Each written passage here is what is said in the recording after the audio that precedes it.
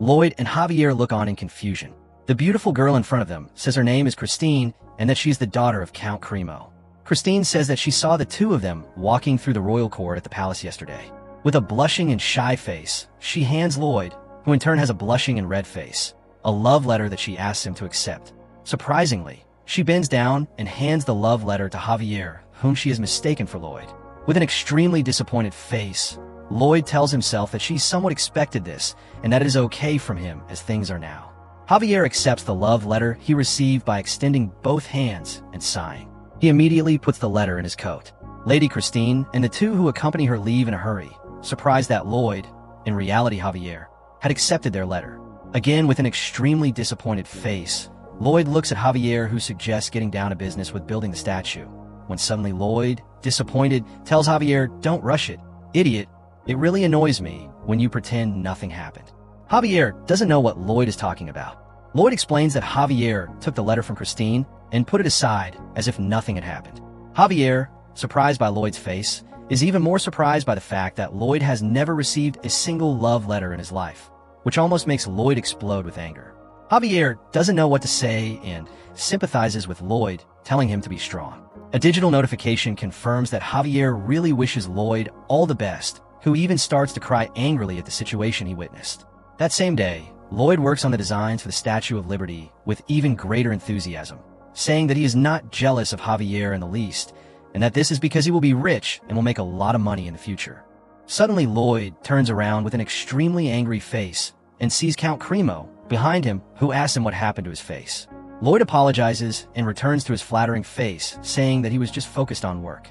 Count Cremo says that it gave him chills because Lloyd had the eyes of a murderer. Count Cremo tells Lloyd that he has gathered all the materials that Lloyd asked for, but he could not find volcanic ash. Volcanic ash is an essential material to be able to produce Roman cement. Roman cement has some clear advantages. Structures built with it are still standing 2,000 years after they were built. The durability of this material has been proven over time. Count Cremo says that it is not impossible to find volcanic ash. It is just that it is very difficult to obtain. He should go to a volcano in person and collect it. In the best case, this whole process will take him a year, but Count Cremo can't wait that long. Lloyd tells him not to worry and assures him that he will find a way to solve the situation. He thinks to himself that it's time for Plan B. If he doesn't have a chance with Roman cement, then he will make Portland cement. Portland cement contributed to the development of modern cement. Lloyd knows how to prepare this type of cement, but doesn't know the recipe in detail. He tells himself that if he doesn't have the necessary intelligence, he will have to use hard work to be able to obtain this type of cement. He will experiment with all possible combinations until he reaches the perfect one for this job. While he is concentrating on his grueling work of creating cement, Lloyd completely ignores his little invocations. They try to get his attention, but he, too busy, nervously rejects them. In a fit of rage, he screams at them to leave him alone.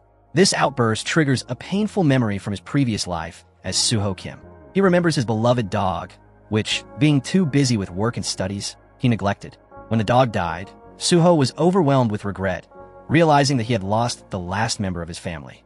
Struck by this memory, Lloyd's conscience changes.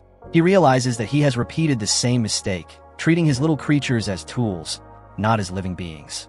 Filled with remorse, he apologizes and hugs them, promising never to ignore them again. He takes them for a moonlit walk on the beach, acknowledging that they are more than just tools for his research. He thanks them, realizing that without them, he would have accomplished nothing. This sincere gesture of affection has an unexpected effect. The system informs him that his feelings have been recognized, and his relationship with the creatures has evolved from master-servant to member of the gang. This strengthened bond unlocks a new option, a creature upgrade, which costs 500 RP. Seeing this as an unexpected bonus, Lloyd is delighted. Padong and Hamong point out Bangul, insisting that she receive the upgrade. Without thinking, Lloyd accepts. With a burst of light, Bangul is enveloped in magical energy. When the light fades, the system announces that the upgrade was a success. All of his basic skills have increased to level 3, but more importantly, he has gained a shocking new ability, Volcanic Explosion level 1. Lloyd is amazed. Bangul, the pink bow-tie worm, can now create volcanic eruptions. This is the perfect solution to his cement problem. Now he doesn't have to travel half a year to a volcano to get volcanic ash. He can simply create it. The chapter ends with Lloyd looking on in awe and excitement at Bangul's new ability, realizing that he has, once again, been given exactly the tool he needed at exactly the right time. A seemingly insurmountable problem has been solved by an unexpected act of kindness, paving the way for his next grand project.